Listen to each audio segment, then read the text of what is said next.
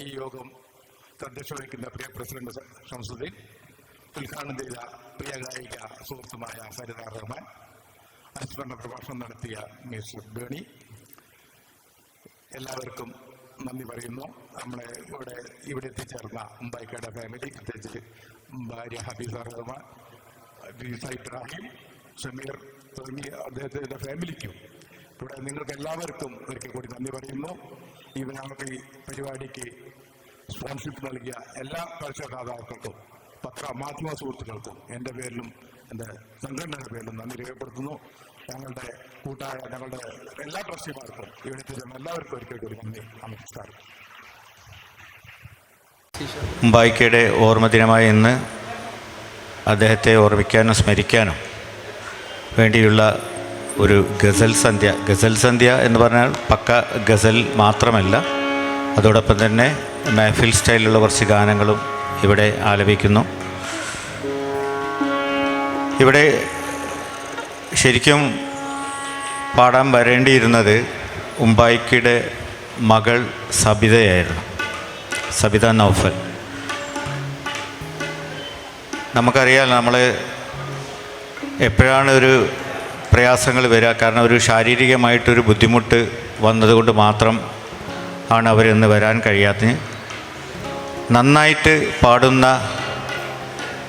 മുംബൈക്കയുടെ അതേ ശൈലി പാടുന്ന രണ്ട് മക്കളാണ് മുംബൈക്കയ്ക്ക് കിട്ടിയത് എന്നുള്ളത് തന്നെ ഒരു മഹാഭാഗ്യം തന്നെയാണ്. അതിലൊന്ന് സബിതയും ഒന്ന് സമീറുമാണ്. ഒന്ന് നിറഞ്ഞ ഒരു കയ്യടിയോടെ അവരെ സ്വീകരിക്കാം. അപ്പോൾ ഇന്ന് ഇതിൻ്റെ തുടക്കം കുറിക്കുന്നത് സമീറാണ്. സമീറിൻ്റെ ഒരു ഗാനത്തോടു കൂടി ഈ ഗസൽ സന്ധ്യ ആരംഭിക്കുകയാണ്. എല്ലാവരുടെയും ആശീർവാദത്തോടു കൂടി ഇന്ന് ഈ പ്രോഗ്രാം നല്ല രീതിയിൽ നന്നായി വിജയിക്കട്ടെ എന്ന് ദൈവത്തോട് സർവശക്തനോട് പ്രാർത്ഥിച്ചുകൊണ്ട് തുടങ്ങുന്നു. സമീർ മുംബൈ. നമസ്കാരം, അസ്സലാമു അലൈക്കും. എന്നോട് പാട്ട് പാടണമെന്ന് ആക്ച്വലി പറഞ്ഞിട്ടുണ്ടായിരുന്നു, പക്ഷേ ഇത്ര പെട്ടെന്ന് ഒരു സഡൻ ഒരു ഇതിൽ പാടാനായിട്ട് സലാംക്ക പറഞ്ഞ പോലെ ഇന്ന് എൻ്റെ സിസ്റ്ററായിരുന്നു പാടേണ്ടിയിരുന്നത്. അതുകൂടാതെ ഒരുപാട് നല്ല സിംഗേഴ്സ് ഉണ്ട്. നമ്മുടെ പ്രസിഡൻറ്റ് ഷംസുക്കയുടെ മകളുണ്ട്, പിന്നെ നമ്രത വിശാൽ കൊച്ചിയിൽ നിന്നുള്ള സിംഗേഴ്സാണ്, നമ്രത വടകര.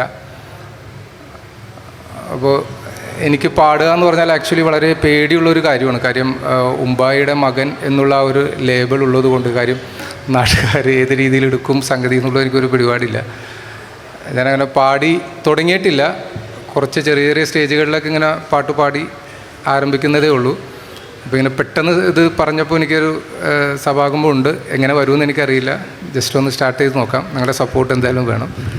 ഇത് ONV സാറിൻ്റെ വരികളാണ്.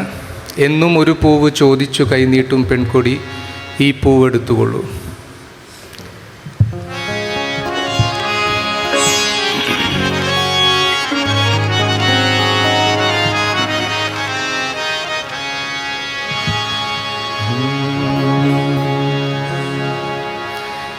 എന്നും ഒരു പൂവ് ചോദിച്ചു കൈനീട്ടും പെൺകൊടി, ഈ പൂവെടുത്തുകൊള്ളൂ.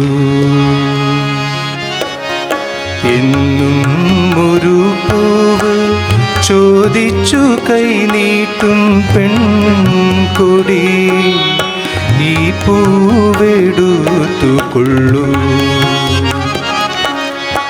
എൻ ജീവരക്തത്തിൻ ചെന്നിറമാണിതിൽ, എന്നിലെ സ്നേഹമീതിൻ സുഗന്ധം.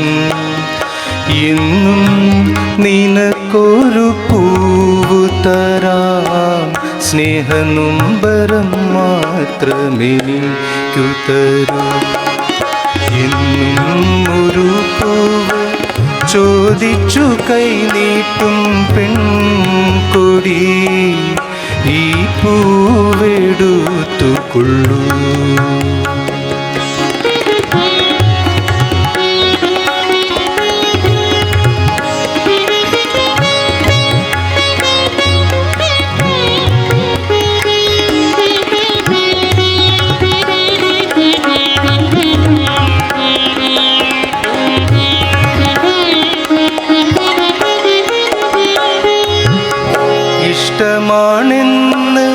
പറഞ്ഞ് നീ പൂവ് പൊട്ടിച്ചെടുത്തത് വാസനിക്കേ.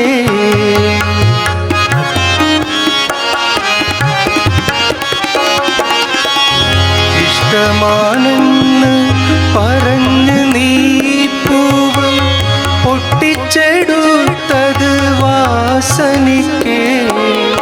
പാവമാമീ മുൾച്ചെടിയെ മറന്നുവോ പോകുന്നുവോ? നിൽക്കൂ, ഒന്നു കേൾക്കൂ.